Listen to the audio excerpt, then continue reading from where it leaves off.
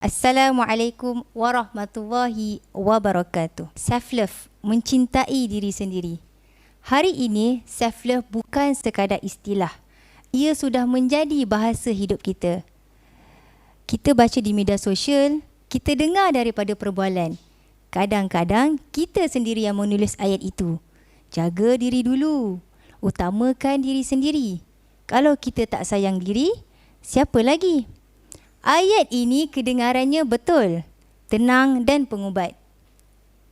Dan saya nak nyatakan dari awal, self-love itu tidak salah.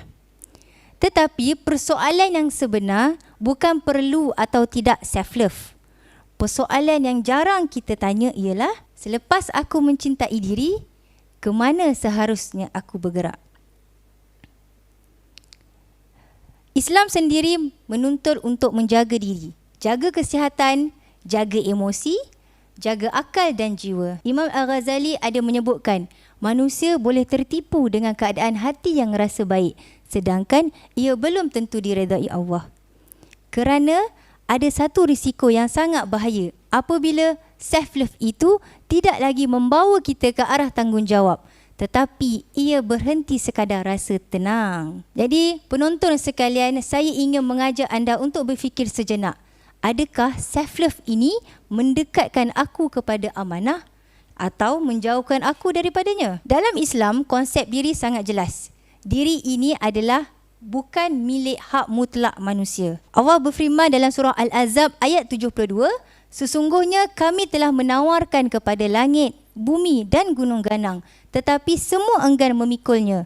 Lalu manusia yang memikul amanah itu. Tubuh kita amanah, emosi kita amanah, kekuatan kita amanah, ketenangan juga amanah. Sebab itulah Nabi SAW bersabda, sesungguhnya tubuhmu mempunyai hak ke atas badanmu.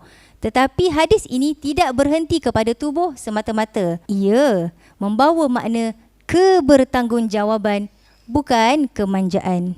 Dalam Islam, self-love bukan bermaksud aku jaga diri supaya aku selesa. Tetapi, aku jaga diri supaya aku tidak rosak. Aku pulihkan diri supaya aku boleh berfungsi. Dan aku kuatkan diri dan supaya aku boleh memberi. Diri ini bukan tujuan hidup, tetapi tentang alat untuk memikul amanah. Hadirin hadirat sekalian, realiti, kita berdepan pada realiti pada hari ini. Self-love bukan sekadar menjadi amalan individu, tetapi ia sekarang sudah menjadi cara kita mentafsir kehidupan. Satu idea halus telah meresap masuk ke dalam jiwa wanita muda pada hari ini. Asalkan aku baik, aku tak kacau orang pun. Aku tak berhutang dengan sesiapa pun. Idea ini, dia tidak datang dalam bentuk yang kasar. Ia datang dalam nada yang lembut, empati dan kelihatan matang. Imam Ibn Al-Qayyim ada menyatakan, antara tanda hati yang sakit apabila ia berhenti bertanya tentang tujuan.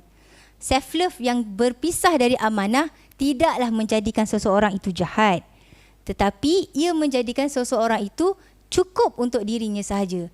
Dan rasa cukup tu sangat berbahaya kerana ia boleh memadam rasa tanggungjawab, bukan rasa untuk kita bertanggungjawab. Pemadaman rasa tanggungjawab itu sebenarnya tanpa kita sedari. Dan maka Allah berfirman dalam surah Al-Mu'minun ayat 115, maka apakah kamu mengira bahawa kami menciptakan kamu tanpa tujuan? Apabila self-love ini tidak menjawab persoalan, maka di situ terhentilah maksud ibadah. Jadi masalah sekarang bukan mencintai diri. Masalah sekarang apabila cinta itu tidak lagi bertanya, untuk apa aku diciptakan? Self-love yang sihat adalah self-love yang ada arah dan tujuan. Dalam Islam, dalam neraca ummah, self-love ini bermaksud menjaga diri supaya amanah tidak rosak di tengah jalan, memulihkan diri supaya kita boleh terus berkhidmat, dan menguatkan jiwa supaya manfaat kita berpanjangan. Kita berehat bukan untuk lari daripada tanggungjawab, tetapi supaya kita boleh kembali bertenaga. Kita belajar tinggi-tinggi bukan untuk meninggi diri, tetapi supaya sumbangan kita lebih tepat.